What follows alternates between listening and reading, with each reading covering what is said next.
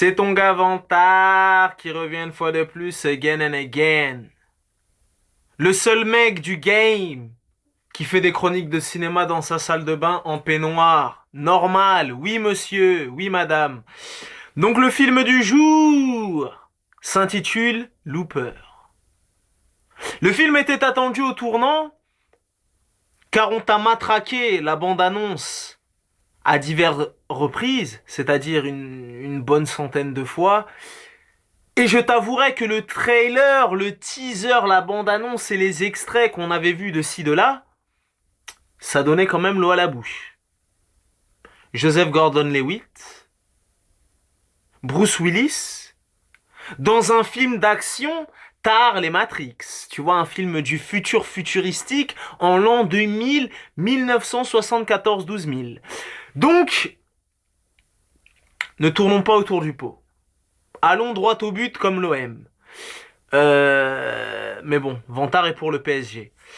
Le film tient toutes ses promesses. Le film est très lourd.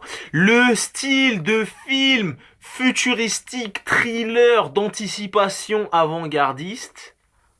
Le film est très lourd. Par où commencer?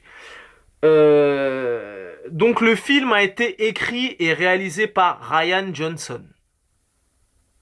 Le film a coûté la coquette somme de 30 millions de dollars. À l'heure où je te parle, le film en a déjà rapporté à travers le monde 137 millions de dollars. C'est-à-dire que le budget des 30 millions est rentabilisé et le film a déjà fait plus de 107 millions de dollars de bénéfices. Par où commencer? La mise en scène est très esthétique, vraiment une très belle mise en scène. D'ailleurs, je vais faire une petite parenthèse.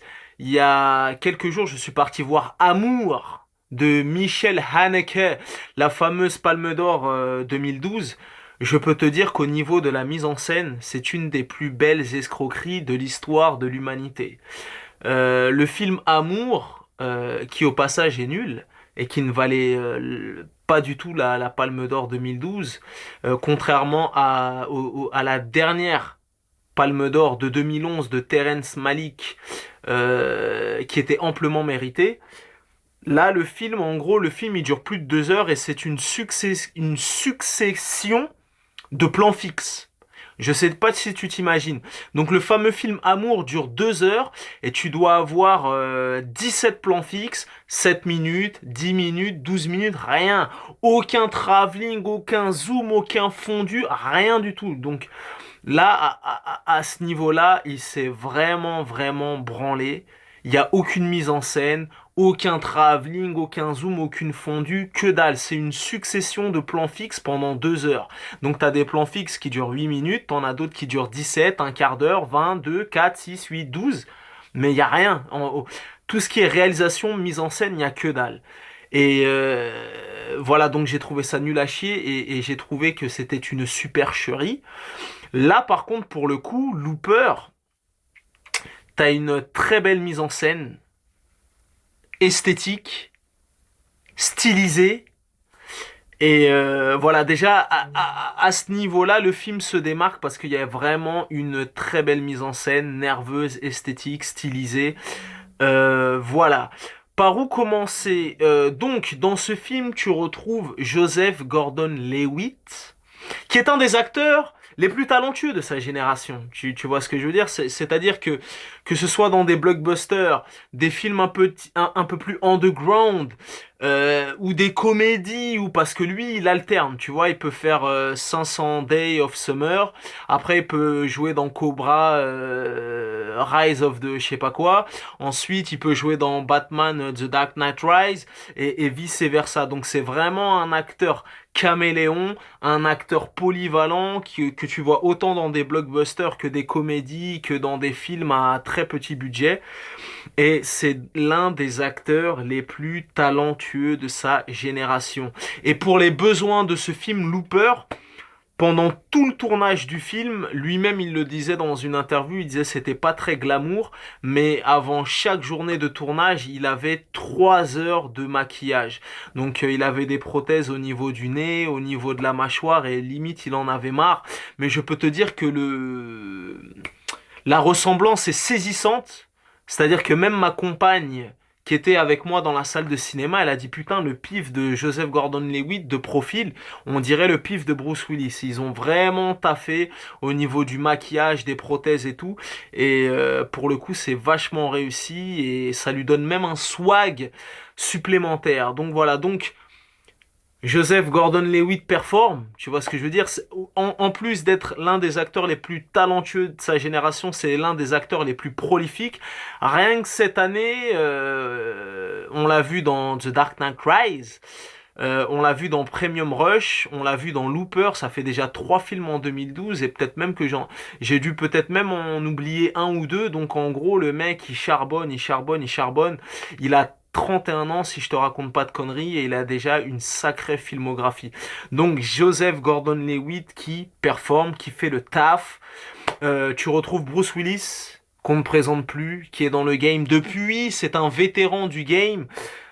Si je ne m'abuse, il a 61 ans et je peux te dire que le gars tient toujours la route, t'as vu, il est toujours là, il fait le taf.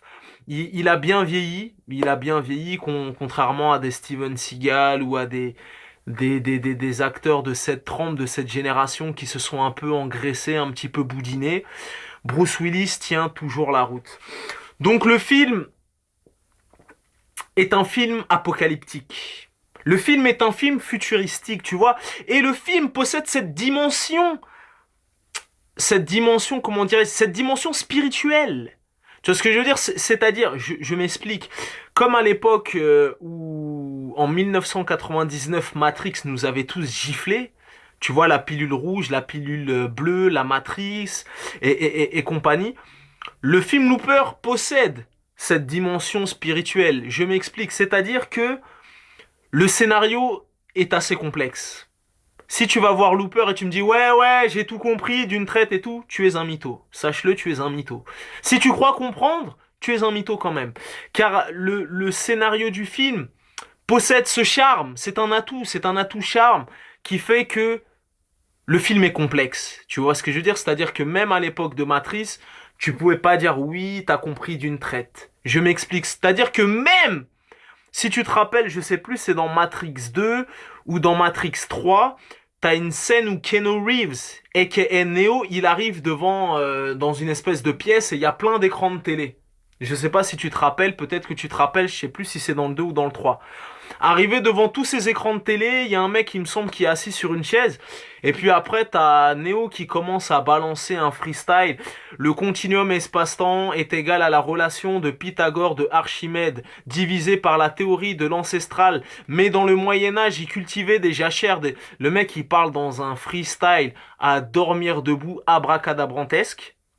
Et même les réalisateurs, Larry et son frère, là, les frères Wachowski, Wachowski ou je sais pas quoi, Wachowski, ouais, bon bref, ils les ont interviewés et eux-mêmes ont dit, dans l'interview, ils l'ont dit texto, hein, ils ont dit, le monologue là de Keanu Reeves là pendant 10 minutes, ça veut rien dire, c'est n'importe quoi, on en est conscient, mais ça apporte cette petite touche spirituelle où tu commences à chercher, à réfléchir, mais eux-mêmes l'ont dit, eux-mêmes qui sont protagonistes du film, ils ont même pas compris. Tu vois ce que je veux dire? Le monologue qu'il fait, il a ni queue ni tête, ça veut rien dire. Mais ça rajoute ce petit atout charme. C'est-à-dire que Looper, t'as plein de phases de oui, si je retourne dans le futur du continuum espace-temps, est-ce que la relation divisionnelle est égale à la substance chimique par les protons des neutrons qui additionnent et divisent tu vois ce que je veux dire? Donc, Looper possède ce petit charme ambigu, métaphysico-spirituel. Tu vois ce que je veux dire? Donc voilà, métaphysico-spirituel, je dépose un brevet. Donc, au-delà de ça, le scénario est quand même très bien ficelé. Le scénario tient la route, malgré qu'il est complexe. Joseph Gordon-Levitt performe. Bruce Willis performe. Emily Blunt, les seconds rôles aussi performent. T'as aussi Piper Perabo, je sais pas quoi, qui jouait dans Coyote Girl, qui passe la moitié du film à poil dans le film. Elle performe aussi. Donc t'as plein de... Au-delà même des deux qui tiennent le blockbuster sur les épaules, Joseph Gordon et Bruce Willis. Donc t'as Piper Perabo, t'as Jeff Daniels. Il y a qui encore? Ouais, au niveau des acteurs connus, c'est à peu près tout. Donc voilà. Scénario béton. Scène d'action titanesque. Esthétisme. Effets spéciaux. Tu vois ce que je veux dire? Qu'est-ce que je pourrais dire? Donc, attendez, je reviens, ça s'appelle les aléas du direct.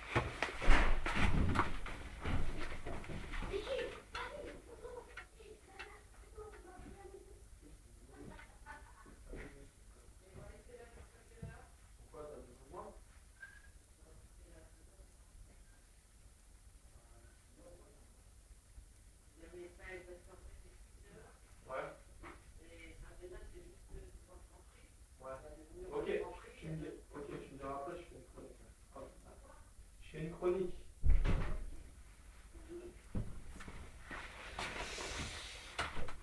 Ah, pardonnez-moi mon public, c'est ce qui s'appelle les aléas du direct et c'est ce qui fait le charme des chroniques de Vantard que tu affectionnes très particulièrement.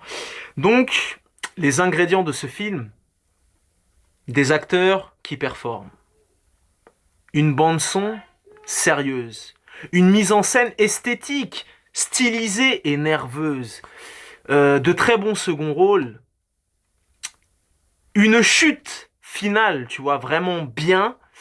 Et le film tient toutes ses promesses, tu vois, c'est un succès, c'est un succès. Le film a coûté 30 millions, il en a déjà rapporté 107.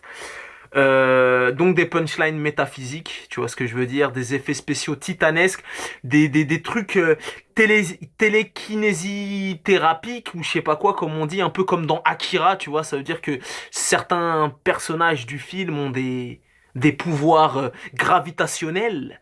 Voilà, franchement, donc c'est très soigné au niveau des effets spéciaux parce qu'il y a des passages qui se passent en 2042, d'autres en 2072, donc il y a plein de gadgets, d'inventions, tout ça. Le film est très futuriste, le film est très avant-gardiste et Joseph Gordon-Levitt est un des acteurs, mon gars, les plus talentueux de sa génération. Merde, tu verras la performance qu'il fait, c'est un truc de dingue. Dans ce film, il y a un boss final. Un boss final. Je ne vais pas spoiler, je ne vais pas te dévoiler plus l'intrigue, mais il y a un boss final qui s'appelle le maître des pluies. The Master of the Rain. Tu vois ce que je veux dire? Le maître des pluies. Et quand tu verras c'est qui le boss des maîtres des pluies, tu diras non. Le film Looper est très sérieux. Donc je t'ai dit au casting aussi, tu retrouves Emily Blunt, Jeff Daniels et Piper Perabo. Euh... malgré tout, Joseph Gordon-Levitt performe, Bruce Willis performe, mais la Palme d'Or revient à un jeune acteur.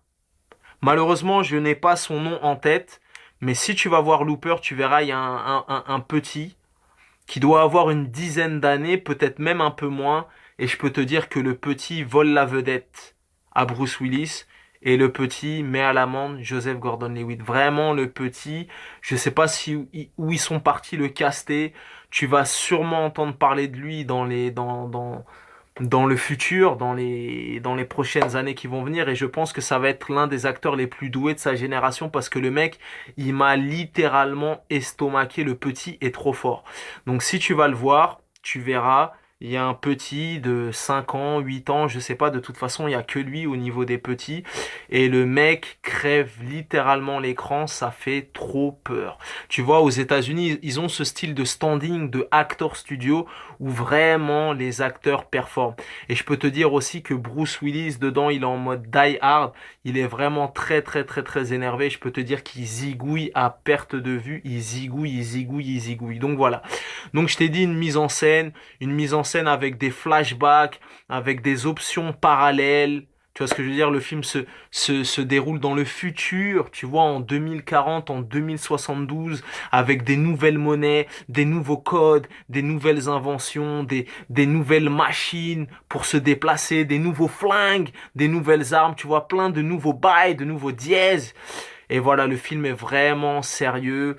Voilà, moi personnellement, je vous le recommande. C'est une très bonne surprise en 2012. Vraiment un film de bonne facture. Le film tient toutes ses promesses. T'en auras pour ton oseille.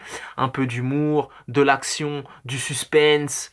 Et en veux-tu, en voilà. Et des effets spéciaux titanesques et une bande-son aussi sérieuse.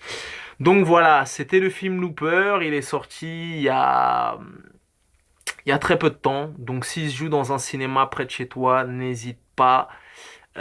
T'en auras pour ton oseille. C'était Vantard. Ça s'appelle Les Chroniques de Vantard. C'est la 195e ou la 196e, si je ne te dis pas de bêtises. Continue à suivre, continue à soutenir Vantard History in a Making. Bon week-end, les loulous.